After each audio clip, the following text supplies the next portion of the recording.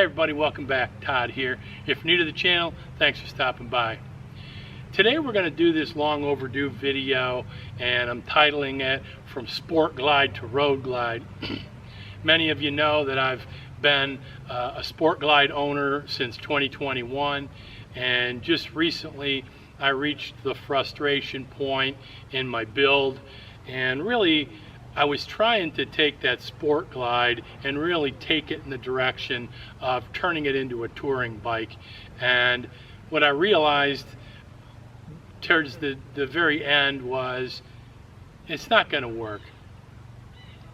The Sport Glide is a great cruiser, it's a great light touring bike for day trips and whatnot, but if you're going to get out there and you're going to go on multi-day trips, you're going to be pounding 300 to 500 miles a day, it just isn't made for that kind of a touring situation. So I decided to pull the plug on my build, and I'll put a link in the description to some of those videos if you haven't seen them.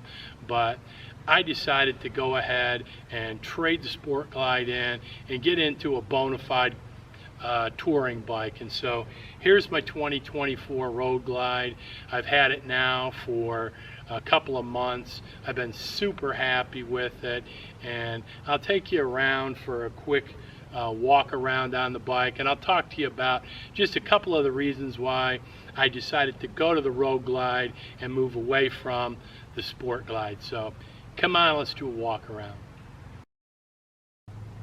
Well, one of the first things is the fairing. I mean, there's just no substitute for having a full-size touring fairing.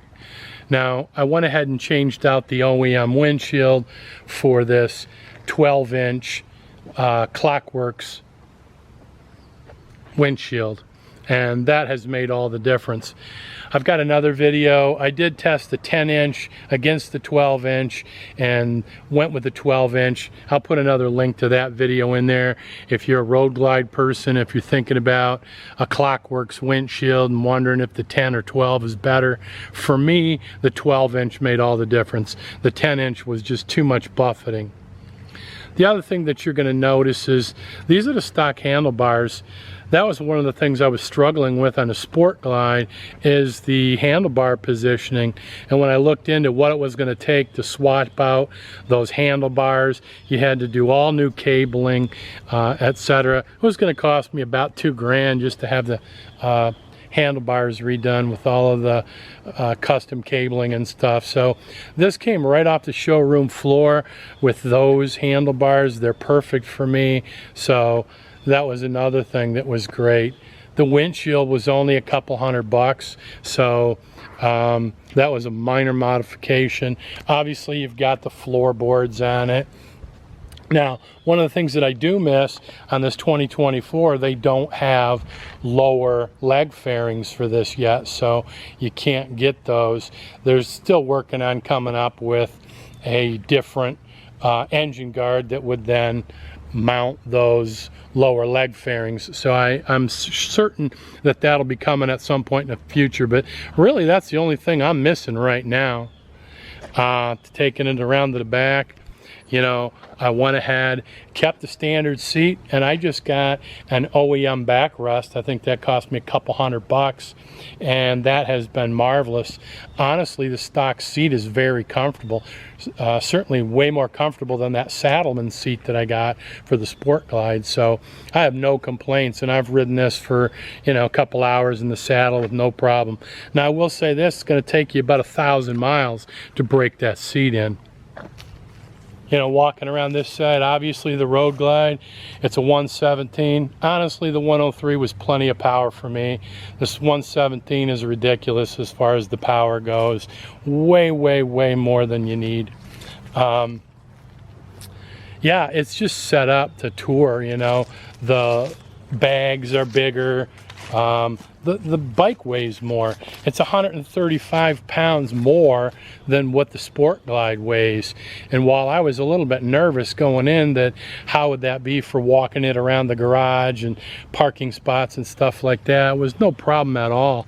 As a matter of fact, one of the things that was a huge help with that is that backrest. you could just go ahead and lean against that backrest, and you're really pushing it with your back. So that was a game changer for moving it around, because I did move it around a little bit before I had the backrest on there, and with the backrest on, that's been a game changer. Now, as far as the dash goes, I put my mirrors on. Those are off my Sport Glide. Those are the Harley-Davidson split mirrors. I wouldn't be without them. They're fantastic. I've got a few modifications coming. I've gone ahead and got the 4-point docking hardware so I can put a rack on the back. I've got some rear engine guards or rear bag guards. I got those from Harley-Davidson. So I do have a couple of installs coming here. But yeah, the riding position on this bike is perfect for me. I couldn't be happier. I have a great wind pocket. I can run with my face shield up, or if you wanted to run with an open face helmet, you could certainly do that without any problem at all. This has the infotainment system in it. And so you've got the radio, etc. built in. Honestly, I just use my Cardo system, and I get a lot better quality music right in my headphones, you know, in my helmet. So I don't really care that much about listening to the radio while I'm on here, but I do listen to my satellite radio, my XM, you know, stuff. You can see that that's all digital. There's just a whole lot going on, a lot of videos that you can watch on that. But the riding position, everything is great on the bike. There are some differences. That Sport Glide, when I would come to a corner, or if I got into the turns, I could lean that Sport Glide over a lot more than this. So that's a big difference right there, is lean. You're just not going to run this like you did the Sport Glide. So that's kind of one thing that I miss about the Sport Glide, although this does plenty well. Coming up to a stop sign or something, you want to bring this thing straight in and come to a complete stop and then go.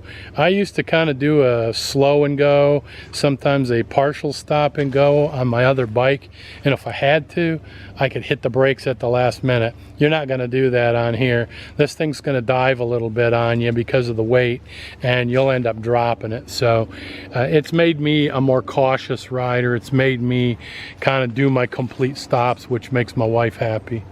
But you know, those are the biggest things, is coming to a complete stop and managing the weight coming into a stop. And honestly, hitting the gas and going from a stop's not an issue at all. This thing, once you hit the gas, you're moving, the weight goes away. It's very well balanced. So one of the reasons I wanted to go to the Road Glide also, and to go to the touring, was for safety reasons. A couple of things. This has the different ride modes for 2024. You can see right now it's set on just standard ride mode, but I can change that to sport, to rain, and then I can even do custom. So big thing is, when you start riding in the rain, if you've ridden that Sport Glide in the rain, you know that it's not that sure-footed. With this thing weighing 135 pounds more, it's planted better on the road, and then the ability to put it into rain mode like that's a definite safety feature for sure. The fact that the motorcycle is heavier, when you start riding this in the wind, it's a big difference between this and the Sport Glide at 700 pounds. So just another added benefit, that when you're riding that thing for a long time, for a long day, you know, you're going to be running it in crosswinds, etc. This thing's just better planted on the ground. Just another thing that you're going to pick up with a touring bike is the suspension. And this 2024 has a great suspension.